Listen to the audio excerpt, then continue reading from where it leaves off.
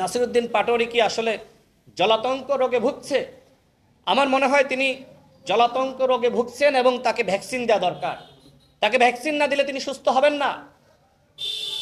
হয় কুকুর তাকে কামড়িয়েছে অথবা তিনি কুকুরকে কামড়িয়েছেন, দুইটার একটা।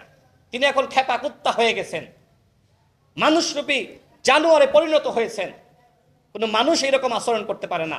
আমাদের মাননীয় প্রধানমন্ত্রী তিনি বাংলাদেশের জন্য কি না করছেন। তিনি ঝুঁকি নিয়েছেন, তার জীবনের ঝুঁকি, যেখানে তিনি নিরাপত্তাহীনতায় ভুগছিলেন তারপরেও তিনি জেমে চড়ে মানুষের সাথে যাচ্ছেন। তার যে পরিকল্পনা, এই যে সামাজিক নিরাপত্তামূলক কর্মসূচি, ফ্যামিলি কার্ড, কৃষি কার্ড, কৃষকদের ঋণ মওকুফ করা, কৃষকদের পাশে দাঁড়ানো, এই মানুষটিকে বিতর্কিত করার জন্য এই রাজনৈতিক ফাপড়বাজ নাসিরউদ্দিন পাটোয়ারি নানান ধরনের বক্তব্য দিচ্ছে। যিনি সম্মান নিতে পারেন না তাকে কি সম্মানিত ভাষায় কথা বলা যায় বন্ধুগণ? বলা যায় না। আজকে নাসিরউদ্দিন পাটোয়ারি বাংলাদেশের রাজনীতিকে কলুষিত করছে। এই নাসিরউদ্দিন পাটোয়ারির উপরে জামাত এবং শিবিরের ব্যাপক ক্ষোভ রয়েছে। গণ অভ্যুত্থানের পরে জামাত এবং শিবিরের রাজনীতিকে সব থেকে বেশি প্রশ্নবিদ্ধ করেছে নাসিরউদ্দিন পাটোয়ারি। সুতরাং ছাত্রদল নয়, বরং খতিয়ে দেখুন যে শিবিরের সাথে জড়িত কিনা। ডিম মেরেছে শিবির নাকি ছাত্রদল?